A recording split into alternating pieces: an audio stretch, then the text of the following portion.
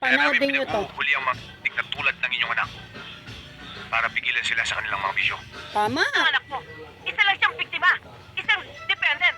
Bakit niyo siya ikukulong na parang kriminal? Pangit ng ugali ng nanay, no? Isuka pa mga yan bago tayo kumilos. Kaya kong kontrolin ang anak ko, Kapitan. Kaya palayaan niyo siya. O kaya din niya daw kontrolin yung Kung anak. pagbibigyan ko kayo at papaling ulit ang anak niyo, magnakaw, Yun nga, tama, magmasakir, di ba? tulad ng mga laman ng dyaryo ngayon. At pati kayo, huwag kayong hihingi ng tulong sa akin. Tama, wag kang hihingi ng tulong sa kanya. Na rin, sir. Ha? Teres, pakawalan ang anak nito. Naku po, papakawala na. Ikulong niyo na ho. Ay, so, pakawala na. Ikulong niyo na lang. Yan ako, pakulong ka na. Alam mo, pinakulong yung anak niya. Una, ayaw niya ipakulong, pero niya pinakulong niya. Buang eh, no?